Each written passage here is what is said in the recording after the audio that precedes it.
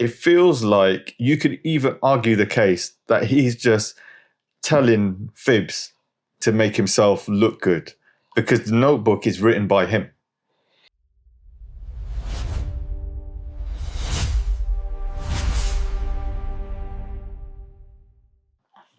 Three, two, one. Yeah, 3, 2, 1. 3, 2, 1. Look at that. That was in sync. That was a lot of professionals. Yeah. Right. The Notebook, 2004. Noah, a poor man, falls in love with Ali, who comes from wealth. They are forced to keep passion for each other aside due to societal pressure and a difference in social stature of their families. Yeah. Over to you. Yeah, so, I don't like really watching overly sugary romantic stories because I find them just a bit shit. Really. You know, really? Yeah, I just find them a bit shit and a bit forced, And I just don't think real life's like that. But so I thought I'd give it a go. Started watching it and I struggled for the first sort of third of the movie. I struggled, and I had to have a break from it, because it was just I didn't like any of the characters. So I thought Noah was just a bit of a stalker, really. I kind of thought he was a bit of a stalker. Okay, we'll get to that bit because I feel like there's a lot to talk about. So the whole thing was just the whole setup didn't work for me. What do you think of the story? So what I'm saying. So then I watched the final rest of it with my other half, and then I had a bit of a different perspective on it because I think I had a female present, and she was giving me more of a perspective of some of the themes of it. Yeah. As opposed to trying to look at all the character differences and all that stuff. So I'm there looking at it as, I don't like that character, don't like that setting. Oh, that's in the South. Oh, how come it's all sort of set up to be very much one-sided and all that sort of stuff. I was just looking at the negatives, and then she opened me up to the ideas of, well, it's about love, and it's about different types of love and regret, and trying to, understand, trying to follow your heart, you know what I mean? And all that sort of stuff. And then I started to figure out, obviously a bit halfway through, that the two old people narrating were them. Yeah. Which I thought, okay, yeah, that's a nice touch. And then it got to the inevitable ending. And I thought, yeah, okay. By the end of it, I was semi-invested in their story by the end of it. I wasn't invested in their story at all at the beginning. But I think because they're old, and I liked the older version of the couple than the younger version of the couple. Because I thought, this is person who's his mum or his wife, he's losing her mind, and there's a romantic thing that he's doing, I guess, showing his love by trying to read to her, you know what I mean? So I sort of had a bit more empathy for the story. But overall, would I watch it again? Probably not. Okay. It didn't have a massive impact on me, but there's worse films, aren't there? There's worse films. I'm not gonna lie, I liked it. Yeah. But I liked it. I was invested in it. I got drawn into it, but I have issues with it as well. But before I tell you that, I should have said this at the beginning. So it was based off a Nicholas Sparks book from 1996, and apparently he based it off, it's semi-true. Well, his family. It's inspired by true events. Apparently, it was his ex-wife's grandparents or something. Oh, right. Something like that happened. And he was inspired by it, and he wrote the book. The film was made in 2004. It was directed by Nick Cassavetes, starring Ryan Gosling, who plays the younger Noah, Rachel McAdams playing Ali, James Marsden playing Lon, Gina Rowlands playing the older Ali, and James Garner playing the older Noah. It was released in June of 2004, and it was $30 million, and it made up about nearly $120 million worth worldwide. Yeah, it was a hit. Yeah, 81 million of it was just in North America alone, and the rest of it was international. And it was the film that kind of because Ryan Gosling was an up and coming actor at that point. He was critically acclaimed, but at that time when Notebook came out, that just shot him up because women loved him. He's a good actor. He's a good actor. I don't get me wrong. She's a good actor as well. I think that. I'm just when I say I wasn't invested in. I didn't like the characters. Apparently, they hated each other during the filming. Like they couldn't stand each other. But off the back of that, they fell in love and got engaged. Oh, really? Yeah. That's weird. I thought he was with someone else. No, not at that time. Oh, not at that time. Yeah. But the good actors. You know, she plays the sort of the spoiled rich girl, sort of well. Yeah. He plays this sort of nonchalant, sort of working class hero kind of well, doesn't he? Yeah. He's very intense. Like I said, it's a bit weird how he sort of gets her, but maybe that's how they did it back in the day. Yeah. But it's I think. Yeah, you can tell like they come from sort of like slave money, don't they? You know, this. Oh yeah, but this is So that was a bit like why are all the staff black then? Yeah, I know. It's just like I was thinking, I'm not one to sort of like force the diversity thing, but I kind of think, there's some unsaid things going on here. So this is what like Gone with the Wind. I can't invest in those characters. You know what I mean? So, I kind of invested in it. And I got drawn into it. Yeah. And I was just like, normally, if I'm watching something at home, I'm flicking through my phone at the same time. And I know that if I'm drawn into it, I don't look at the phone. Yeah. And I was drawn into it because I'm not going to lie, I do like more romantic films. I don't know what it is. I don't know whether I'm just a cynic or whatever. You're a cynic. But I need maybe there's a film out there that I haven't watched yet, because there clearly is. There's lots of films. I'm going to find that film for you. Where I want some honesty in it. Yeah, I can't find it. Everything. There's always like, I don't know. It's just. But what you got to understand is this, right? Yeah. You have to suspend disbelief when you're watching romantic films, because they're genre movies, just as much as you have to suspend disbelief with action movies. It's not real. It doesn't happen in the real world, but we fantasize about it, right? Yeah, I guess I just don't fantasize about that, because I just find it like it's like Matey Boy in Love Actually or Notting Hill or whatever. Or, you know, it's just. It's just. Yeah, you can tell it's the writer's idea of his little fantasy in his head, and he's written it down, and it's this is what England's like, and all British men are all stumbling, fumbling characters like Hugh Grant, and the women love these sort of floppy haired guys. It's just like, that's not real. I don't relate to that. That's not my world. I don't get it. But we're gonna make it your world. Don't worry. Yeah, I'm gonna find you. I'm gonna find you the perfect romantic film. But yeah, I just thought, like at the beginning, because I like Ryan Gosling as an actor. I think like you said, both of them were brilliant. Both of them were really good in their roles. I think what he does is really good sad eye. Yeah, no one could do sad like Stallone though. No one could do sad like Stallone, but then Stallone's the number one for sad eye. But Ryan Gosling does come close, because you see how he gets there, and then you feel sorry for him because he's from the wrong side of the tracks, and he can't have the family are against it and everything. It's pretty simple storyline.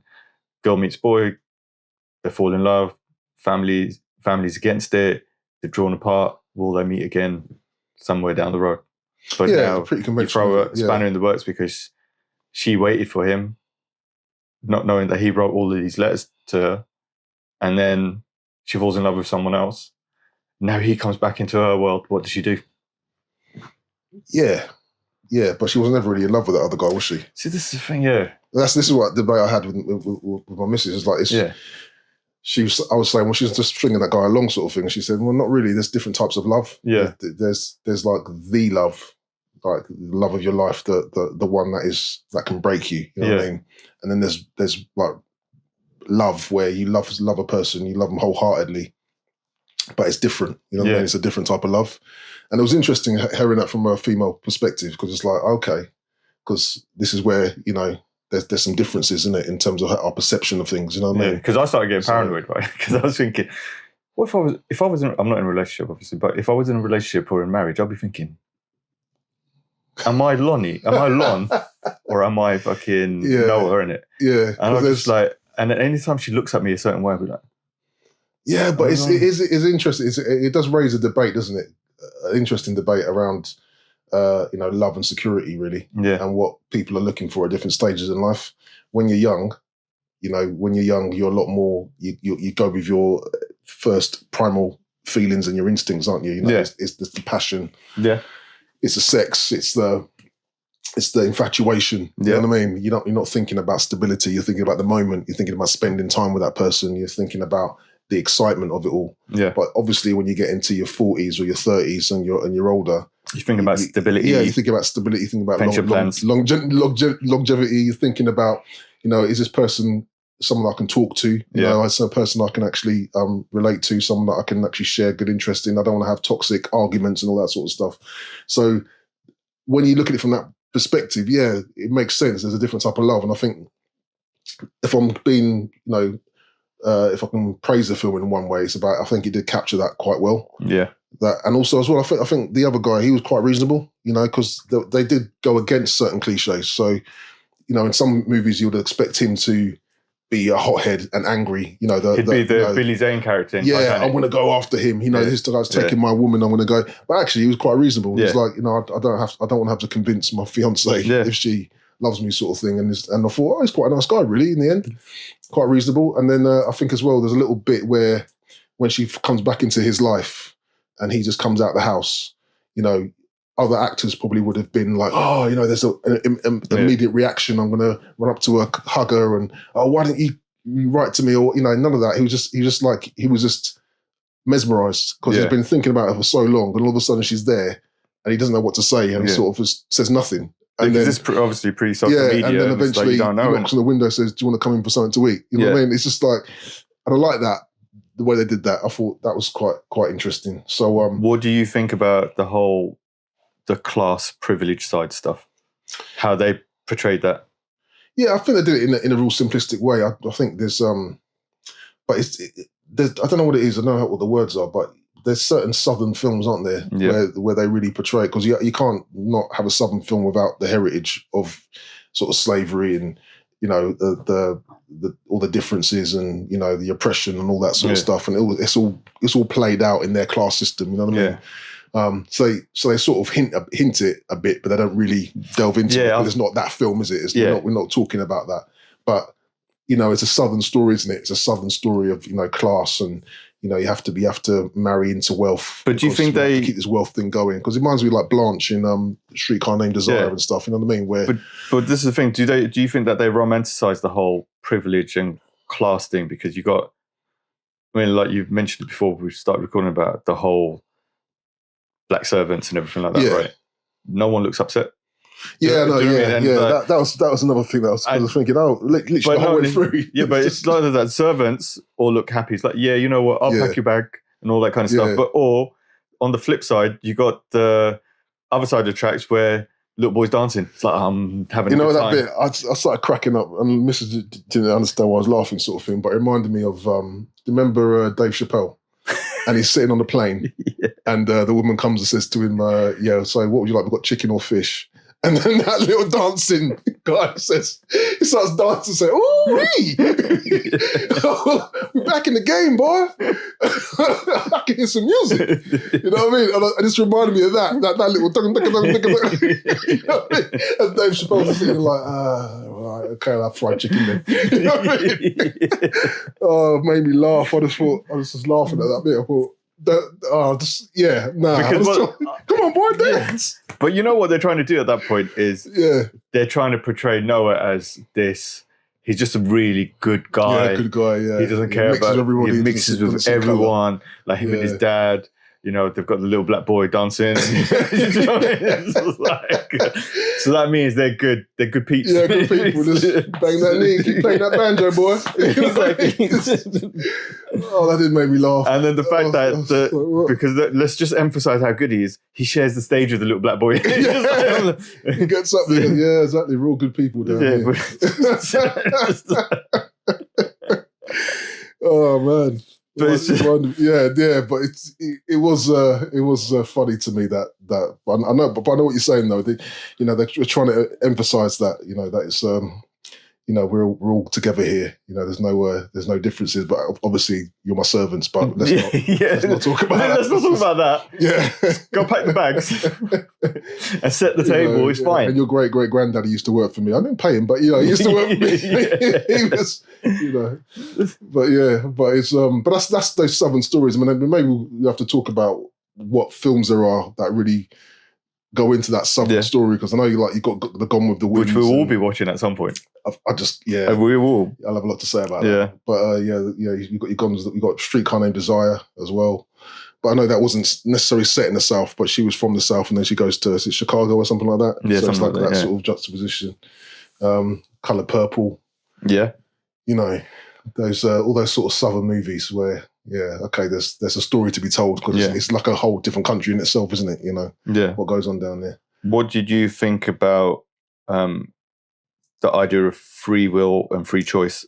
I mean, that Ali is pulled between these two characters, and like the conclusion that she comes to, like given all the pressures that she's under with family and stuff, and what she has to do. I mean, like you grow up, at the beginning, you find out about her background, the fact that when she wakes up, she has to do so many lessons, go swimming, all this other stuff. So she doesn't really have a life. And it's like Noah brings the real Ali out of her in that summer by taking her places, forcing her to do stuff that she doesn't normally know or do. Like the swimming. Yeah, I think that's the point, isn't it? I think he's the catalyst to release her from that sort of conformity, and trying to get her to think for herself and do what she wants to do, sort of thing. I think they picked that up, didn't they? But you can tell that the way they set it up, she's going places, isn't she? She's like super educated. Yeah. And parents have a plan for her. Yeah, he's not. Apart from the poet that he recites all the time. Yeah, it kind of reminded me of, I don't know, this was after Titanic, wasn't it? Yeah. Yeah, it kind of reminded me a little bit of that. Actually, come to think of it. He's like the artist. Yeah, same kind of tropes, isn't it? Yeah, but he's obviously not from money, not from wealth. Although his dad lives in a massive house, but he's not from... That was a good house. Yeah, it's a good house. But he's not from wealth, is he? He's a hard worker, works in the lumber yard. Yeah. And she's obviously, got a very structured life where she's going to be going places and expect to marry really, really well and all that stuff. So, and then there's a bit of a Romeo and Juliet about it as well, because they were young, aren't they? They were meant to be 17. Yeah. So, that the passion is really high. I remember doing this like in school about Romeo and Juliet, and how I think they're meant to be like star-crossed lovers, weren't they? Meant to be like 15 or so, around that sort of age, I think they're meant to be. Yeah. So it's just like you're young and all your emotions and your hormones are just at the forefront of every decision that you make. Yeah. So when you fall in love, you really fall in love. It's like, this is life or death sort of thing. And I think there was an element of that in their relationship where, a parent, she's not thinking, is she? She's not thinking about things, because like she's going to be going to New York, I think it was. Yeah, New York State. And she hadn't thought about the relationship, what are you going to do with me? So then she said, oh yeah, I want you just to be with me. And it's just like, then that reality for him came in. It's like, well, what am I going to do? Like, just be with you. Like, it's not going to work. You know what I mean? And he realised it from that night, because, he drops her off and he can see, I'm just not welcome here. This is not my world, Yeah. So obviously that argument, he regretted that argument, but he then writes the letters. I'm surprised the mum kept the letters, but I think there's a bit of the mum where... Well, yeah, I want to get to that bit in a minute. So I want to touch on that a little bit later. But so what I want to get to now is about, like what you just touched on, true love versus realism. Yeah. So it's like they present Noah as this, like you said, devoted person who brings out the best in her. Yeah. But is that a fantasy version? As in, what do you mean? I mean, like this version. What's the real love in it? I mean, what do you know what I mean? Where is it Lon is the real love, or is Noah a fantasy? I think Noah's the first love. Yeah. It's the first love that you don't forget. Yeah. Where it's new and it's different. And also it was the first love where it wasn't which is quite interesting. It wasn't explored. So generally, you know, with the first love, you you don't just have the first love and the first attraction. You explore that relationship by having a relationship for a period of time. Yeah. And then through that relationship, you have your ups and downs, your toxic arguments, all that Which sort of stuff. Which they say that they were having loads of arguments. And then eventually you most likely break up. Yeah. And then you grow. And then as you get older, you look back and think, oh, I'm not like that person anymore. That was my first love. That was my first, you know. But I think with this, because it's such a concentrated period of time, it's a summer. Yeah. So it's 6 weeks or something like that. Have a little bit longer, yeah. So it's a short period of time in the summer where they went through the whole remote emotional relationship arc in the summer. And then they're split up for like 7 or 8 years or whatever it is. So in that time, her memories of it was probably like rose tinted because it was like the sun was shining. It was my summer of love. You know what I mean? So they hadn't really tested that relationship. It's only when you get older and then they come together, they actually were going to. Obviously, they made it because they grew up and they got old and all that sort of stuff. But they were coming at it because she said it in there. She said, "Oh, you're different. You're different now." Because he had been different. I think we just glossed over the fact that this guy's gone through World War II. Lost his best mate. Exactly. You know, lost his dad. Yeah, lost his dad. He's probably been shot at countless times. Probably seen all manner of horror. Yeah. And I know the other guy had as well because he was obviously an army guy as well. But you know that does change. The other guy probably saw worse because he was really like he was crippled. Yeah, he was. Yeah. But you know, it's the fact that he's been through a lot of changes that will affect you as a person. So yeah, of course he's going to be different. But the fact that he was holding on to that love, because that was my summer before my world changed, before my life changed, before I had to go to war, everything else, you know. So I think they captured that quite well. Yeah. But in terms of you saying, you know, is that real love? I just think it was untested love. But now they're older, they're coming at it from a lot more of a mature place. You know, it's not just crazy arguments and you hit me and all that stuff. You say a lot older. They're still, 24, 25? They are, but in them days, they'd have like 3 or 4 babies by then. Yeah, they grow up quick. You know, people left school at like 14. Yeah, it's true. Then they're married by 18. And then, you know, they're middle-aged by some done to 30. So I'm just talking for myself. I haven't matured yet. But this is like the olden days, isn't it? This is like, you know, especially in the South, you know, people getting married at such a young age, wasn't it? And plus, by that point, he's been through the war. You know, he's lost his friends, like you say. He's come back. He's lost his dad. He's building. That's a lot of life changes that affect you as a person that help you grow up. So yeah, he might be still in his 20s, but he's lived a long life by that point. So I think so that love was untested, and obviously when they come back together again, he's like pushing her, saying, "Look, what do you really want? What do you really want?" Yeah, so that's like the famous scene, like, "What do you want? What do you want?"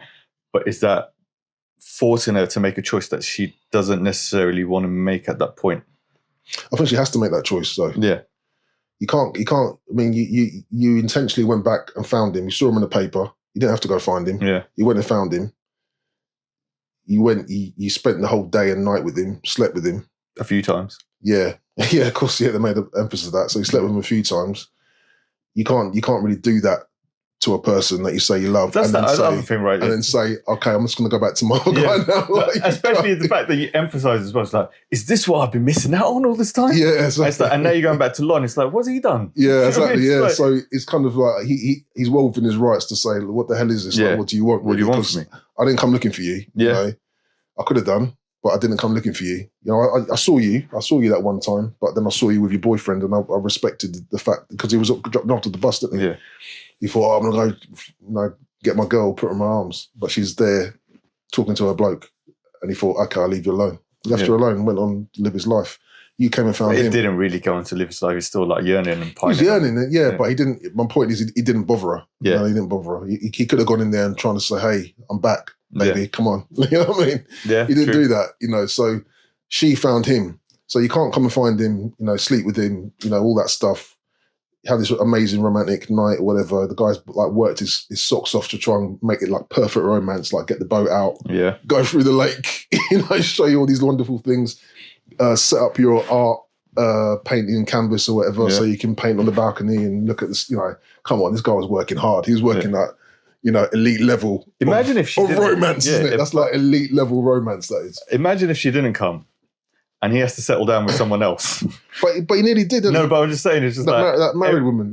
Martha. Divorced. But it's just like, imagine if he had to, every time he looked at that house, He'd just be thinking about her. But I think they made that point though, because that Martha, she said every time you look at me, like I can tell, you know. Yeah, and I do want to touch on that, because like when we talk about Noah, because I think there's a whole segment that we need to talk about how Noah could be the villain of the movie. Yeah, that's my take. I'll tell you my take. But like going back to the choices that we make and everything like that, what I found was interesting with the mum. They present her as an evil person at the beginning, and then you see her arc when she gives her the letters and takes her to this, wasn't mine, the Mayboy, the Mayboy. And so, she just sits there and watches him from time to time, thinking about what could have been. Yeah, and I thought that was interesting because it shows that everybody kind of questions the choices that they make. Yeah, I thought. Yeah, I mean, yeah, I thought that was. It was okay. I mean, maybe it was a little bit forced, that bit. I think all of it's forced because they're trying to condense it into like a 2-hour movie. But I thought it was interesting, like her character. You're thinking to yourself that she's trying to keep up with appearances. She's trying to keep up with the class and everything like that. But she's been hiding. It was just too much for me. I think if I'm being critical cynical about it was just too much. Yeah, more critical really than cynical as well. But it was just too much of a switch. Maybe it's her acting, but it was just too much of a switch. It was just like. But don't you think the switch happened more because we don't see her for a number of years, and then that happens? So if we spent more time with her, you would have seen it. Well, yeah, maybe, but then also the fact that she said she literally, I think said the police came looking for her. She literally ran away with this guy. You know what I mean? Yeah. Like it was a proper relationship, and then you see your daughter early on in love with this working class boy. Surely there must be some part of you that has a bit of compassion for that, a bit of understanding. Because you got to remember that at that time you have to keep up with appearances. It's about class, it's about social stature and all that kind of shit. And she sees all of that and she wants to protect her from not going through what she went through. Yeah, I don't think they hinted that in the right way. But then they also say right at the beginning, when Ali says, "You two don't even love each other. You don't even do anything." That to me then tells me that she's still pining for this other guy. Well, you wouldn't have known that until the end. So that's why it connects. Like you're saying, it was too much of a switch. I'm saying no, it was foreshadowed at the beginning. Yeah, I didn't see it that way. If it was, it wasn't. Maybe I just don't see it. It didn't see it to me. It just felt like there were two different characters. Really, it's like you had. Yeah, but then you could say that everyone's like two different characters. Noah's a completely different character than what he was 7 years ago, or Ali was as well. Yeah, no, I think especially Noah, like the switch that he makes from being this optimistic guy to just being this broody, sad, stoic character. Yeah, but that's what I'm saying. But we see his journey, don't we? We see like that montage sequence, that 1 minute, the 1 minute montage. We don't see that for the mum. Yeah. But what did she go through to get to that point? There wasn't anything. All she's gone through is just like her daughter. Because in that 7 years, she wasn't seeing now, was she? She was obviously done the university thing and started dating this banker or whatever he was, ex-soldier, what was he? Cotton candy. It was cotton or something, wasn't it? It was like it was a family cotton, something like that, company. Wasn't it? He's got money anyway. Yeah. So, but I'm sure he worked in a bank though. It looked like to me. She went to visit him. Yeah, but I think it was. I don't think it was a bank. I think it was. I don't know what it was, but it was. That was his office. Yeah. Anyway, so I would have thought her journey was, oh yes, my daughter's getting married to. Oh, my daughter's done it. I don't know where her switch in regret sort of comes, because in that 7 years, her daughter wasn't like on her knees, like depressed and absolutely suicidal in those 7 years. She kind of passed it, got over Noah, because he wasn't writing to her in her mind, and she moved on. So if she was in that 7 years completely down the dumps and all that sort of stuff, we saw that the dual story between mum and daughter, and then she started to say, "Oh, but she said that she was down." Yeah, for like a couple of years, wasn't it? Yeah. So I didn't. I just don't think it was impactful enough on screen for me to say, "Oh, okay, I'm going to empathise with mum a little bit more now," because mum's now saying, because I kind of think. You didn't sort of hint that at the beginning. You're just very cliched. You're very one-dimensional. So you think it was more to do with the writing was bad? Yeah, just about that little bit. Yeah. It was too much of a switch for me. Yeah. That all of a sudden now mum's going to, one, that she kept the letters. Because why did you keep the letters? And two, that you drove your daughter now to say, I'm just going to show you something. And it's like randomly, some random bloke shoveling dirt. And so, yeah, that's the guy that I was super duper in love with. I just look at him and now, like, what? That's just like a bit of a random one, isn't it? Because I thought at one point that she was going to say, that's your dad. Oh, right, yeah. That's your real dad. Could have been, yeah. Yeah, you never know, actually. Yeah. But the way she just, and it's like, oh, yeah, we went across police state lines or whatever, they came looking for us, but in the end, I realised or whatever, she said, I couldn't be with him, and I settled for your dad, but I do love your dad, he's a good man, I do love him. And it's just like, okay, that's, well, but that happens but that happens all the time, right?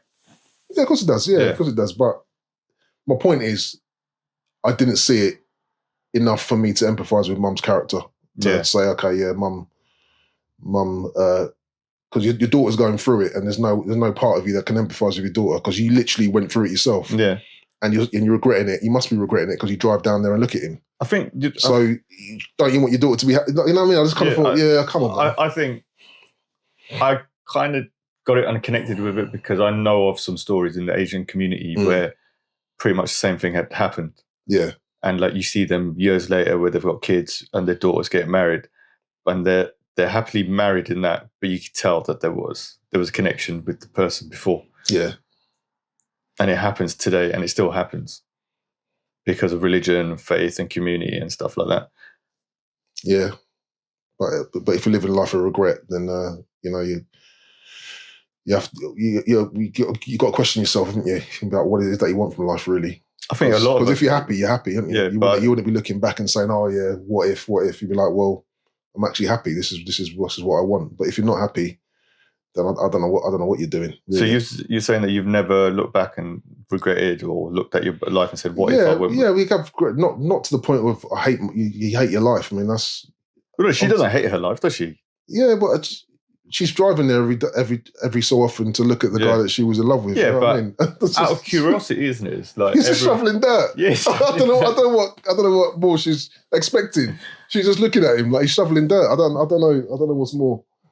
Yeah, it might be different if he was all married up and he was living his life or whatever. But maybe he would have had a different job. Yeah, I don't know. And strangely as well, he saw her as well. He looked at her and was like, "Why do you want to stay? Give her a little wave? You want to come over?" Because I wanted to know about him. It's like, is he married? Did he move on? What happened, or is he just? There was a little bit where she had an argument with Matey Boy, and she Noah. She's driving away and she swerves the car. Yeah, I could have sworn it was him driving the truck. Oh, is it? Okay, so he's been promoted. But I didn't like make a thing out of it. But the face looked the same to me. I thought, oh yeah, there's a little bit of a twister. Maybe he's going to stop and then get out and have some nice little speech. What would have been twist if he killed her? Or some little thing, you know what I mean? But he did look like the guy who was shoveling dirt in the truck. But maybe that was like a little little nod to him, or whatever. I don't know. But I think that I did like that aspect of it where it's about you look back. And then you wonder whether the choices that you make are the right choices, or what would have happened if you went this way or that way. Sliding doors. I was going to say that. I think that film does it perfectly. Yeah. Sliding doors, because the doors emphasise. Either you go in it if you went through, if you caught the train. Yeah. Did you like Sliding Doors? I did. Yeah. That's a romantic film, right? Yeah, I did. I mean, so what didn't I like about it? I'm listening to different film and stuff. Maybe the actor. That her boyfriend. I didn't really rate him, but I found it more comedic than a sort of slushy film. But I just liked the concept. I thought the concept was good. Yeah, it's a really good concept. And I feel like they do that using a train to signify catching a train, not catching a train. How does your life change if you didn't catch that train? If you did, because that was a sliding door moment when Noah gets out off the bus.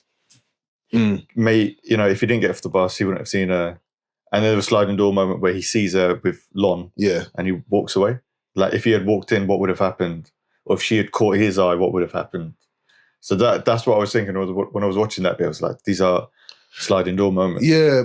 I would have thought the more sliding door moments would have been before, when they had the argument. If he had gone back to her and then said, no, I want to be with you, sort of thing. You know what I mean? Like, or gone to New York, basically. You know?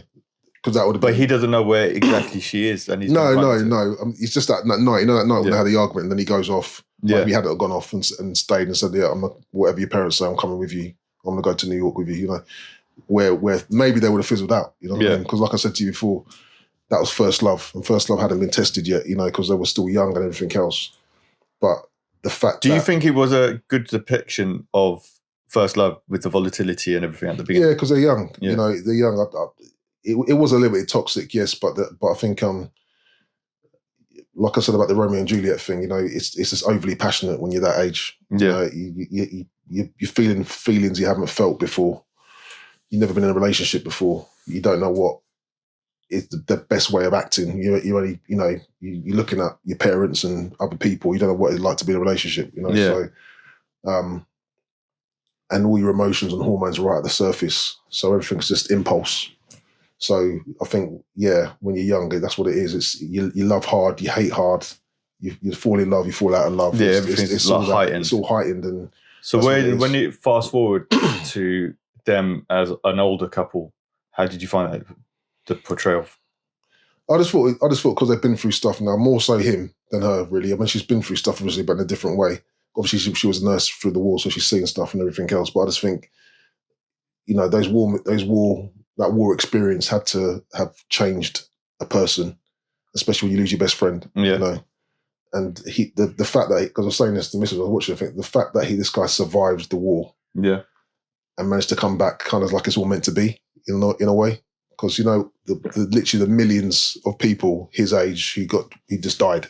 Yeah.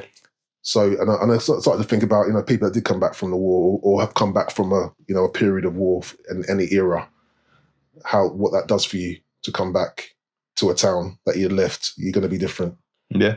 You know, and that you survived and many people didn't. So, yeah, I could see he's jaded. He's got PTSD and all that stuff.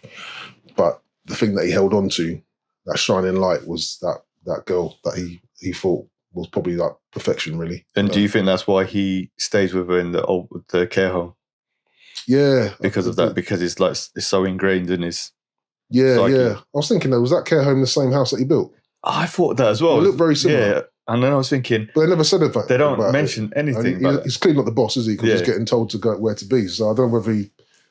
Because even the views looked similar to me, but maybe not. See, that was another thing. That when they're in the care home, it's just they could have talked about this. Well, they couldn't have, but I was thinking all the carers are black, and that says something about the system as well. You know, is it the pay's crap?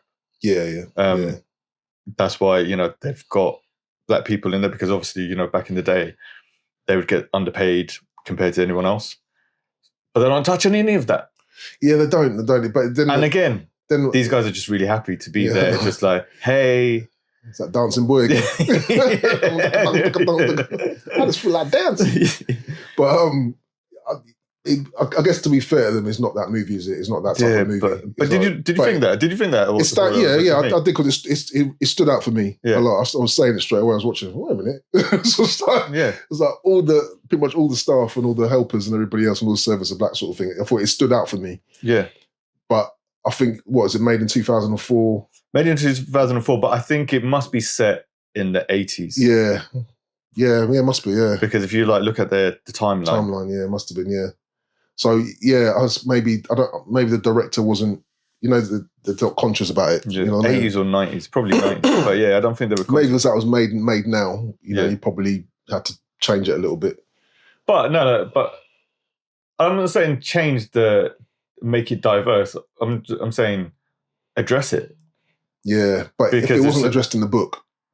Yeah, that's the thing. It's the thing. I think that if they're trying to... Was it addressed in the book? I don't know. I've never read it. But if they're trying to be, you know, honour the book, then it's just... But then again, I don't know in the book whether they said, and the servant turned up, he was black, and the carer turned up, he was... You know what I mean? Yeah. So maybe you didn't have to have everybody, you know what I mean? Yeah. Whether that was a conscious decision or whether it's just like... But that might be a reflection of what care homes were like in Carolina. Yeah, maybe it was. Maybe still like that now. Yeah. I don't know. I don't know enough about that Southern history or whatever. I only know it through films and through documentaries. You know what I mean? I don't know enough But if the book highlights that, then, and they specifically talk about that, then they should have probably addressed it in some way. But if it doesn't highlight that, then maybe the director just assumes it and says, okay, well, it would have been in this time, around that time, so the staff would have been like this. So let's just cast loads of people like that. Do you think he was? There might be local people that live there. You know what I mean? That said, if you want to be in a film, you're going to be a servant. You know, you want to be in a film. Yeah, all right. Okay. And if you dance, I'm a dancer. Yeah, come on, just keep dancing and smiling. Okay. Just sitting on the porch. It's so musical. It's so musical. It's got so much rhythm. Woo-wee! Back in the game, baby. Can you just imagine? Right, obviously, it probably didn't happen, and the director didn't do this, but I'm imagining is like there was some black actors who went to audition. It's like, here's a banjo, play it. It's like, yeah, but I don't know how to. Like, but you black people, just like, come on, you lot, innit? 1, 2, 3. Dang. Oh, made me laugh, man. But you know, like the old the versions and all that, they try and portray him as like especially him, as like this really loving husband, right? Yeah. So this is my take on the whole thing. Like, I like the film. I did really like the film. Yeah. And I will watch it again. But then I had this controversial opinion, which I've been told now because I spoke to a couple of friends about it, female, who said, no, that people are talking about this version. I think Noah's the villain. You could argue the case that Noah's the villain. What way? How? Because he's the narrator of his story. Mm. She's suffering from Alzheimer's, right? So she doesn't know any better. So he's telling his version of events to a woman with memory loss. Mm. So how are you going to tell it? I mean, you're going to sugarcoat it, right? And say the best version. Because you think about it, he's the only one that comes out of the whole film as like the nicest, the best character. He implies that Lon comes from money, so that makes him a pretty bad character. The parents are bad characters because they're from money and they've got servants. He, don't forget, danced with a black boy, right? He survived the war. His best mate died. He built this whole house by himself, which I do not fucking believe for a single second. There's no way he built that. How did he do that? Do you know, how did he get those window frames up there? Do you know what I mean? You think about it. One of us, I want people to know that I can, if I wanted to, right? I've tiled the bathroom before and I can laminate, right? And I could paint. You put a shelf up. I could put a shelf up, right? Yeah. And that's what I said. I put it on my stories. Yeah, an IKEA flat pack he could do by himself, but fuck off, right? If he's going to do like a whole house by himself. Massive renovation of a whole wooden house, A whole house by himself. No fucking way, right? Because at some point he would have fallen and broken his back.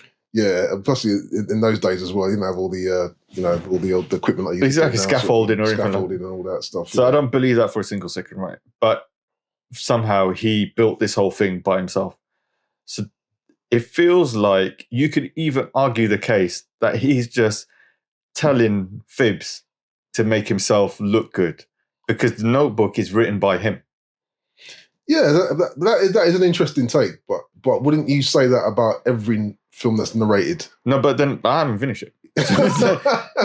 And then you think about it, his relationship with Martha goes unchallenged because he did her wrong at the end of the day. He took advantage of her. You could say that she wanted it too because she was a widow, but the way they even present it is the fact that he treats her wrong. But does he though? He does because he's did he promise her anything? He's cold. He's nonchalant. He doesn't care. Yeah, but if he was cold and nonchalant, there's many a woman he goes out with a cold nonchalant. Yeah, I get that. You know what I mean? Yeah, they like that. They, some women. But my point is, you can only ever say that if he promised her to be one thing and then he's not that one thing. Yeah, but if he was just being himself, I'm like this, but I can't give you my heart. Yeah, I get that. But the problem is the ending that they have. She said, I want to come in. And he says, no, you can't. And then Ali invites her in. Yeah, that was a bit fake. And then they'd leave and she's like, oh, she's the one for you. I can see you now. Why? It's just that, can I have one last kiss? So this is why it's like his fantasy version of how that would have played out. Because if you're going to break up with someone... Yeah, that bit was unrealistic. Yeah, because if you're going to break up with someone, you want it to be the best breakup. No way the new girlfriend or the ex-girlfriend are going to be yeah, and then the ex-girlfriend is going to be like, you two were made for each other. I'm really fucking happy for you lot. Yes, go do your thing. Real, Let me just have one last kiss with you, and then I'm going to just go on my way. It's like, no. I mean, I could be wrong, but I doubt it. That would happen. I mean, so that's why I'm saying. You could darken it up in that way and say that, but this is what I'm saying. This is his version of events. And his version of events makes him look good. Yeah, but then you got to explain the kids turned up and they all love Dad. You know what I mean? The kids all turned up with the grandkids. Yeah. So if Dad was actually some abusive or, some But guy, do they really love him? Yeah, but look how they turned up. Though. They turned up. And so when are you coming home, Dad? When you coming home? There was no hint of because listen, Dad's controlling Mum. Yeah, because that could be it. Because they don't say, Dad, we love you, we miss you kind of shit. They say, Dad... Yeah, they did. They said we need you home. When are you coming home? When are you coming home? Because it's like, what the fuck are you doing out here? Just come home. Yeah, because we miss you. I don't. Yeah, you could see it like that. But I think they actually said that. I said, shut up. I think they actually said that in this the is my line. argument that I'm trying to make here, right? I'm pretty sure they said, we miss you at home. I'm saying that he's a gaslighter. And he's a narcissist. He doesn't listen to anyone. Everything has to be his way. Like, even to the point where for that couple of minutes, he gets to see who he really is, when they're at the end. Mm. And then she loses it. And then he has that heart attack. And then he comes out and the nurse is like saying, where are you going? And he was like, he doesn't want to listen to her. So seems to be one of those characters where it's, don't tell me what to do. I will do what I want to do. And I'm just going to gaslight people along the way. I think that's a bit of a harsh take on him as a character. I'm saying, I think. Don't get me wrong. I like the film and I like him. Yeah, no, yeah, but I do think that you could argue the case that he's the villain of the film. I don't think you can argue it as strongly as you're putting it. Only because, when you're saying like he wants to get back with his wife, it's manipulative. I'm not seeing it that way. I think he clearly cares about his wife and he wants to bring her back to him in terms of bring her out of her dementia. And he keeps running. He's trying to bring her out of the dementia. I think you can argue it at the beginning where he's overly persistent to the point of stalkerish. Yeah, like, you're going to go out with me. You're going to date me. This was the thing. That part. Yeah. That part was like emotional blackmail, right? He's hanging off the Ferris wheel. That's a bit much. Ferris wheel, right? Mm. Until she says yes. Yeah, but you have to. You can't get past the fact that after he wrote those letters, and he comes back. That's a bit stalkery. He did no. He wrote the letters for a year. Yeah, and then he goes off to the war and everything else. When he comes back, if he was like that, the very first thing he would have done before he even put his bags down, would have gone and found her. Yeah, you know what I mean, and then got emotionally blackmailed. He didn't do that. Yeah, he just carried on living his life until he saw her walking the street. Yeah. And then he jumps off the bus and then he sees her with another guy and then he just goes back to his life. Whose version of events are we watching? Yeah, we're watching his version of it. But then... Do you think like he's going to write in his notebook? You can argue that for every single narrated film. It's basically like arguing like... It's like Usual Suspects, isn't it? The whole version is from Kaiser Soze's perspective. And he's Kaiser You can say that about... You can say that about every film. It's like trying to say Shawshank then. Like, you could argue the case that wasn't what it was. You know what I mean? Because we've got one person narrating the story. You take Shawshank out your mouth. I'm telling you, man. I'm telling you, if you're going to take that argument... If you're going to take the argument where I can't believe the narrator who's telling me this story, then you're not going to believe any story that you watch with a narrator. I'm just saying that it's suspect that we're watching it all from his point of view. He's the narrator. He's written everything. He's the only one that looks good throughout the whole film. Nothing that he does is questionable. The way they present it. Yeah, but maybe he's that dude. You know what I mean? Maybe. What if he isn't though? Well, so what would you think? What would you think it is? You think he abused her? You think that she was? I think you could he's argue controlling her, and he's there trying to control her right to the very end. Yeah, and the kids are all scared of him, but they come and visit him. Because they want him to get away from Mum. But I'm saying, I know you could say that's a stretch. And this is my argument, right? I'm just presenting my argument. Mm. I just think that you could argue the case that he is manipulative and he's a gaslighter and he uses emotional blackmail against his missus to the point she doesn't know any better because she's suffering from dementia, Alzheimer's. Mm. So he's presenting a version of events that she can't verify. Yeah, but then I'd argue against that because there's a point where she does verify it. Yeah, for 5 minutes until she loses. Yeah. But what if she lost it and that was the real her? That was the real version of her with him. What? When she's all scared of him. Yeah.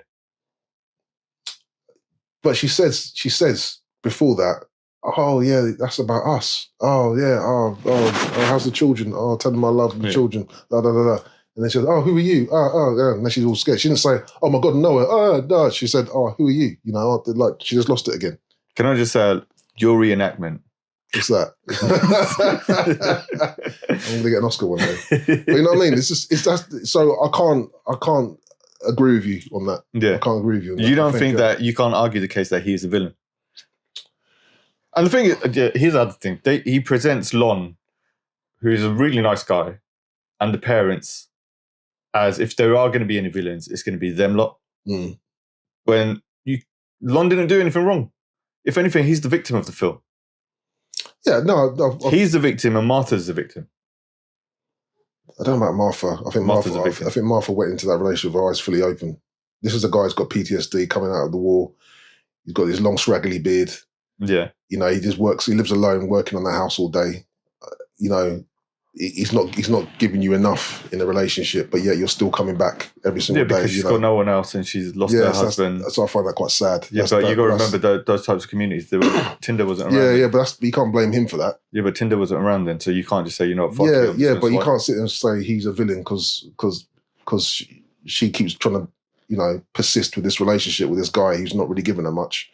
And then when the girl, the bit of his dreams turns back up, she's like, she can see it, think, oh, okay. That's love. That's what I wanted, but I don't have any more because my bloke's dead. Yeah, you can't call him a villain for that. I don't think he led her on or anything really. I think. Do you think Ali's the villain? I don't think there's a villain in it. I don't think it's one of those sort of there's a villain and there's a hero. I don't think. Do you think that she should have been more clear with? I know you said earlier that obviously your missus explained to you that people could have two choices. Mm. But you personally, do you think that she could have been more clear? Do you think that she was manipulative towards Lon? Yeah, no, I think so. That's where I had a bit of a debate with Mrs. about that. I think at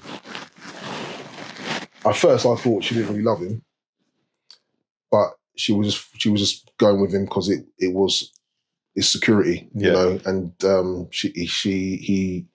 he was handsome, he did persist with her, and it's like, well, the guy that I really did love, he didn't want me. So yeah, okay. And then feelings sort of come from that. Yeah.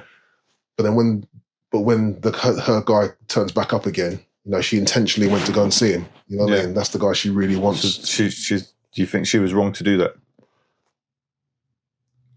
I think she was.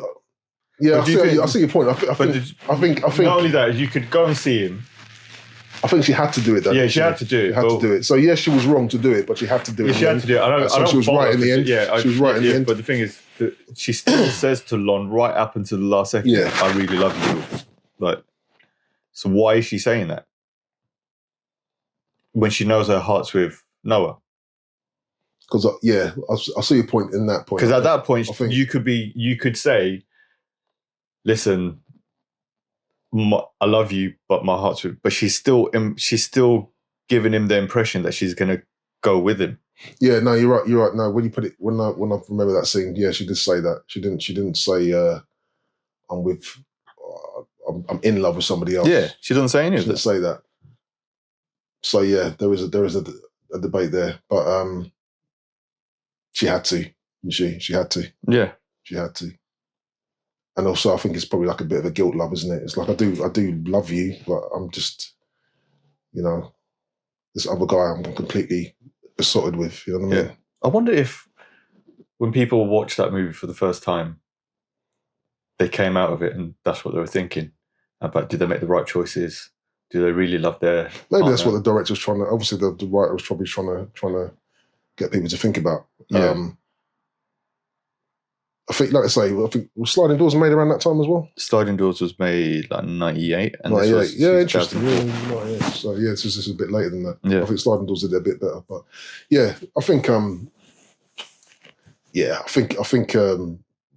it was a film to think about, choices and that type of thing. And I think in the end she made the right choice because she intentionally went back to him. Yeah. And that's the point where your argument falls flat for me, because it wasn't like he was, unless it's some grand, dark level of manipulation by saying my picture's in the paper, so she might see this, I know she's going to come back to me. There's no way he's going to know that, really, because from his perception, she's moved on. And also, I don't think he begged for that picture. That picture, the guy made the picture because the house was so good, and they put Don't him forget, in. he's telling a version of that. Yeah, I know, but then you can, like I said, every single story with one narrator, you're going to say, well, this is just their version. Don't forget, he wrote 365 letters, so... Yeah. Do you know what I mean? But there's a fine line between being romantic and being a stalker, right? Yeah, but this is... So I've been told. yeah, there is, but... It's difficult. It's difficult in this scenario, isn't it? Because of the time that they were living in.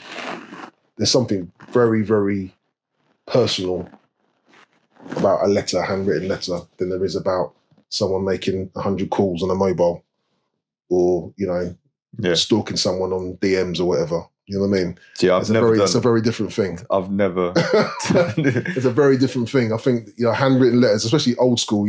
Handwritten letters where they write and you have to properly articulate yourself. You have to it's a different thing. Would you write a letter to your missus? Well, I haven't written a letter in years. But yeah, probably, yeah. If How many would you do? 365? I don't think I do 365, but I'll wait for a response first. Because it has to be reciprocal, doesn't it? You know what I mean? But then knowing me, I'll probably get the wrong address. You know what I mean?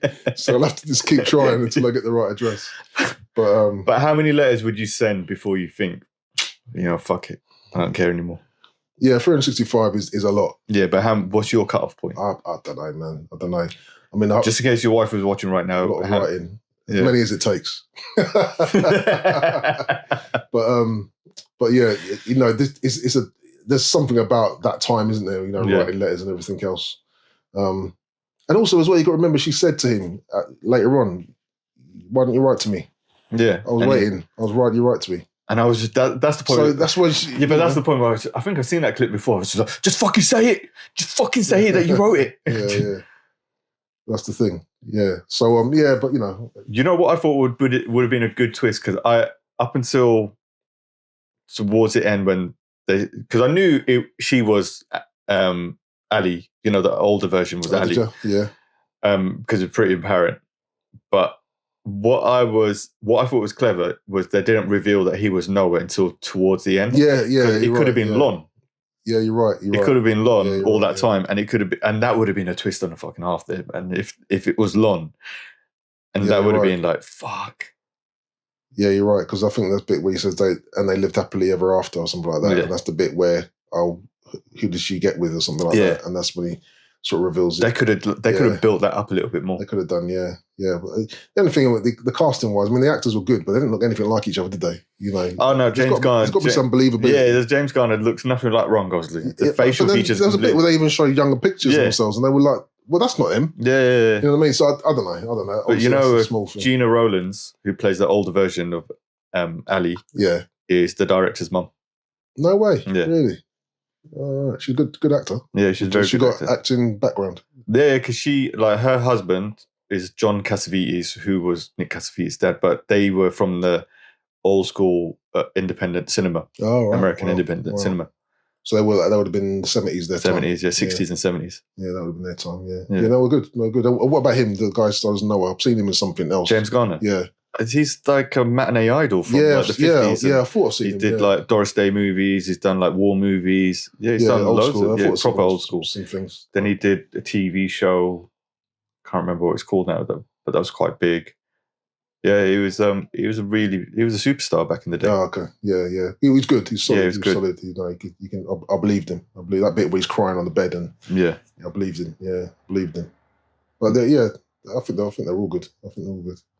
So when it came out, we got mixed reception. Reviews were mixed. Some say it was manipulative, cliched, like I said. Others praised it for its sincerity and the performances.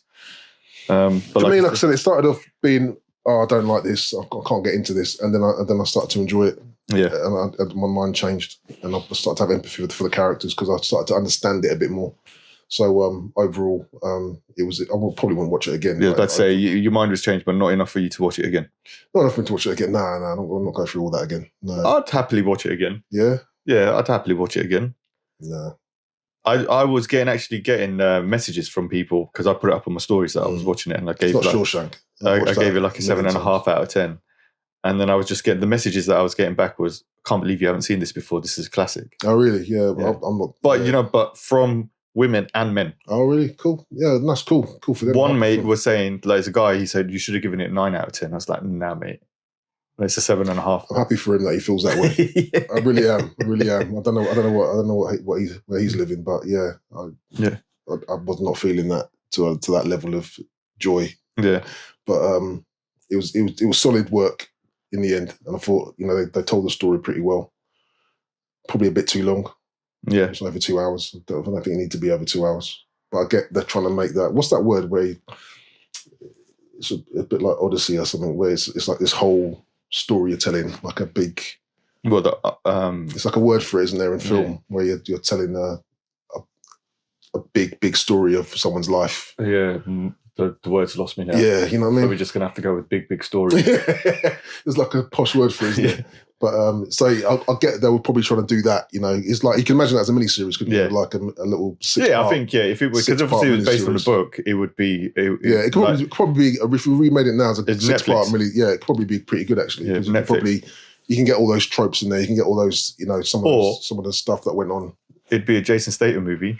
Are we going to do this every time? Because I was thinking, it's like, I'm just a builder. I just work in a lumberyard. Yeah. And I build a house for my love. You should have waited.